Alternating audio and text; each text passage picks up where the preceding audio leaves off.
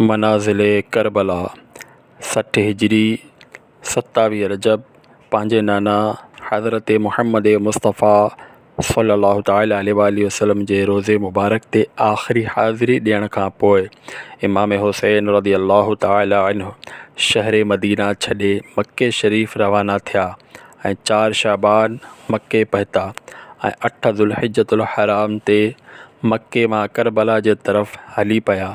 हिन सफ़र में इमाम हुसैन रज़ियल्लाहु तआला अन्हु तक़रीबन 20 जायुनि ते स्टे कयो। हिन मां कुझु मक़ामात जायूं जिते को न को वाक़ियो पेश आयो असां अव्हांखे ॾेखारींदासीं। पहिरीं डेस्टिनेशन मंज़िल बोस्तान इब्न आमिर क्रॉस करण खां पोइ इमाम हुसैन रज़ियल्लाहु तआला अन्हु ॿी मंज़िल सफ़ा ते पहुता त उते अव्हां जी मुलाक़ात अरबी जे हिकु मशहूरु शाइर फ़रज़दक़ सां थी, जेको उते इत्तिफ़ाक़ सां बाई चांस कूफ़े खां अचे पियो।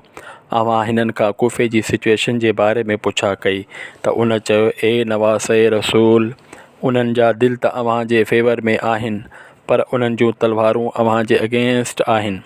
इमाम हुसैन रज़ियल्लाहु तआला अन्हु जी टीं स्टे ज़ाते इर्क़ नाले सुलसान ऐं वीरान जॻह ते थी, जिते हिकु शख़्स बशीर बिन ग़ालिब इमाम जे क़ाफ़िले वारनि खे टेंट्स लॻाईंदे ॾिठो त उहो हैरान थियो। पोइ उन अची करे इमाम हुसैन रज़ियल्लाहु तआला अन्हु सां मुलाक़ात कई। गुफ़्तगू जे दौरान इमाम हुसैन रज़ियल्लाहु तआला अन्हु उन खे वञण जो पंहिंजो मक़सदु ॿुधायो ऐं गॾोगॾु पंहिंजी शहादत जी ख़बर बि ॾिनी। इमाम हुसैन रज़ियल्लाहु तआला अन्हु जो चोथों स्टे हाजिज़ हुयो। इन जाइ ते आले रसूल कुझु देरि आराम फ़रमायो ऐं इमाम हुसैन रज़ियल्लाहु तआला अन्हु कूफ़े वारनि जे लाइ हिकु ख़त लिखियो ऐं उन खे हज़रत क़ैस जे ज़रिए कूफ़े वारनि ॾे रवानो कयो। पंहिंजी मंज़िल बादुल उयून ऐं 6हीं मंज़िल ख़ुज़ैमिया खे क्रॉस करे इमाम अली मक़ाम रज़ियल्लाहु तआला अन्हु जॾहिं 7हीं मंज़िल ज़ुरूद ते पहुता त अव्हां खे ज़हीरुल क़ैस नाले हिकु शख़्स मिलियो, जेको हज़रत उस्मान ग़नी रज़ियल्लाहु तआला अन्हु जे वेझे माण्हुनि मां हुयो ऐं हज अदा करे अची रहियो हो। उन जीअं ई इमाम हुसैन रज़ियल्लाहु तआला अन्हु सां मुलाक़ात कई त उन पंहिंजे घर वञण जे बजाए इमाम हुसैन रज़ियल्लाहु तआला अन्हु सां गॾु रफ़ीक़ सफ़र खे प्रिफेयर कयो। 8हीं मंज़िल सालिबिया ते हिकु ग़मनाक इमाम हुसैन रज़ियल्लाहु तआला अन्हु जे इंतज़ार में हुई। हीउ उहो मक़ाम हुयो जिते हज़रत इमाम हुसैन रज़ियल्लाहु तआला अन्हु खे पंहिंजे सौट हज़रत मुस्लिम बिन अक़ील ऐं अव्हां जे नंढड़े शहज़ादनि जी शहादत जी ख़बर मिली। इन ते अव्हां ख़ुतबो इरशाद फ़रमायो ऐं हालात जे संगीनी खां हालात जी नाज़ुकी खां क़ाफ़िले वारनि खे आगाह कयो त जीअं को वञणु चाहे त हलियो वञे, पर अव्हां सां गॾु सफ़र शुरू करण वारनि मां कंहिं बि अव्हां खे पुठी न ॾिनी। मुश्किलात में इज़ाफ़ो ऐं जर्नी डिफ़िकल्ट थींदी पई वञे, छो त इब्न ज़ियाद कूफ़े जे गवर्नर खे इमाम हुसैन रज़ियल्लाहु अन्हु जे अचण जी ख़बर मिली वई हुई। उन पंहिंजे बहादुर ऐं माहिर कमांडर अॻवान हुर खे 1000 जे लश्कर सां गॾु इमाम हुसैन रज़ियल्लाहु तआला अन्हु खे गिरफ़्तार करण लाइ मोकिलियो। इमाम हुसैन रज़ियल्लाहु तआला अन्हु जॾहिं ज़ुहाला, बतन उब्बा, शुराफ़ ऐं 12हीं मंज़िल सुरात मंज़िल ते पहुता, उते अव्हां जे साम्हूं हुर ऐं 1000 जो लश्कर मिलियो। इन रेगिस्तान वारे इलाक़े में तपंदड़ उस में हुर ऐं उन जे लश्कर जो उञ खां बुरो हाल थी चुको हो ऐं उन्हनि वटि पाणी बि न हुयो त इमाम हुसैन रज़ियल्लाहु तआला अन्हु उन्हनि खे पंहिंजे हथनि सां पाणी पीआरियो। पोइ अव्हां उन्हनि जे साम्हूं तक़रीर फ़रमाई ऐं जॾहिं अव्हां ज़ुहर जी नमाज़ जे लाइ बीही रहिया त अव्हां जे क़ाफ़िले वारनि सां गॾु हुर जे लश्कर बि अव्हां जे पोयां नमाज़ पढ़ी। 13हीं मंज़िल क़ादिसिया, इहा आहे टर्निंग पॉइंट।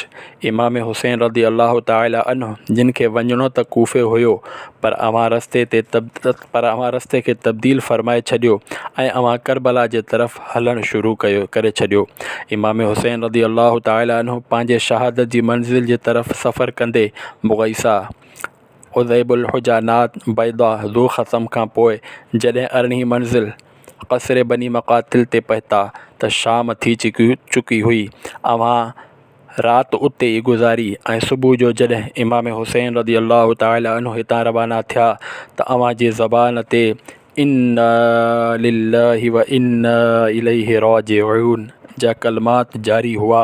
अवां जे फ़र्ज़त अली अकबर रज़ी अल्लाहु अन्हु जॾहिं इन्हनि कलमात खे पढ़ण जी वजह पुछी त अवां फ़रमायो, पुट मां हाणे ख़्वाब ॾिठो आहे ऐं उन में असांखे शहादत जी ख़बर ॾिनी वई आहे त अवां जे शहज़ादे अवां खां पुछियो, हे बाबा जान, छा असां हक़ ते नाहियूं? त इमाम हुसैन रज़ी अल्लाहु अन्हु फ़रमायो, छो न? त अवां जे शहज़ादे बहादुरी सां जवाबु ॾिनो त पोइ मौत खां को ॾिज नाहे। इमाम हुसैन रज़ी अल्लाहु ताला अन्हु जो शहादत जो सफ़र, इस्लाम जी बक़ा जो सफ़र पंहिंजे आख़िरी मरहलनि में हुयो। बसि 2 स्टॉप रहिया हुआ ऐं उहे सभु ॻाल्हियूं सच थियण वारियूं हुयूं जेके नंढपण खां अवां जे शहादत जे हवाले खां मशहूरु हुयूं। इमाम हुसैन रज़ी अल्लाहु ताला अन्हु जॾहिं पंहिंजी सेकेंड लास्ट मंज़िल नेनवा ते पहुता त अव्हां जे अखियुनि जे साम्हूं उहे सभु मंज़र घुमण लॻा जेके अव्हां पंहिंजे वालिद खां ॿुधंदा रहंदा हुआ।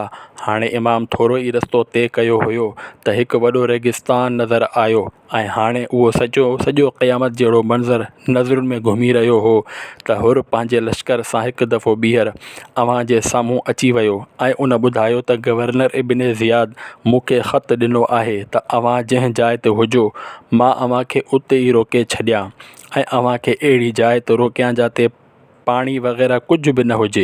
ऐं बिल आख़िर अव्हां जो सफ़रु इख़्तिताम ते पहुतो ऐं 2 मुहर्रम जे ॾींहुं इब्न ज़ियाद जे हुकुम ते इन रेगिस्तान में पूरे अहले बैत नबूवत जे क़ाफ़िले ऐं उन जे असहाब खे 1000 जे लश्कर रोके छॾियो। इमाम हुसैन रज़ी अल्लाहु ताला अन्हु दरियाफ़्त फ़रमायो, पुछा कई त एतिरो ॿुधायो हिन जाइ जो नालो छा आहे? त ॿुधायो वियो त हिन जाइ खे करबला चयो वेंदो आहे। इमाम हुसैन रज़ी अल्लाहु ताला अन्हु पंहिंजे ख़ानदान खे फ़रमायो, बसि इहा ई असांजे बीहण जी जाइ आहे। इते ई असांजो रतु वहायो वेंदो ऐं इते ई असां जूं क़बरूं ठहंदियूं। हिते यज़ीदी फ़ौज जूं गुस्ताखियूं ॾिसी इमाम हुसैन रज़ी अल्लाहु ताला अन्हु खे सभ खां पहिरियों रोकण वारे हज़रत हुर रज़ी अल्लाहु ताला अन्हु अव्हां ते पंहिंजी जान क़ुर्बान करे छॾी, माफ़ी घुरंदे पंहिंजी जान क़ुर्बान करे छॾी ऐं पंहिंजी जान क़ुर्बान करे छॾी। इहो ई करबला जो मैदान डिघे सफ़र जी 20हीं ऐं आख़िरी मंज़िल हुई ऐं 8 ॾींहं बाद ख़ानदान नबूवत अहले बैत अतहार ते ज़ुल्म सितम करे अव्हां ते ऐं अहले बैत पाक ते पाणी बंदि करे अव्हां जे साथियुनि ते बुख ऐं उञ जी हालत में शहीद कयो वियो ऐं 61 हिजरी 10 मुहर्रम याने आशूर जे ॾींहुं तपंदड़ रेगिस्तान 3 ॾींहंनि जी बुख ऐं उञ ऐं सजदे जी हालत में इमाम हुसैन रज़ी अल्लाहु ताला अन्हु खे शहीद कयो वियो। इन्ना लिल्लाहि व इन्ना इलैहि राजिऊन।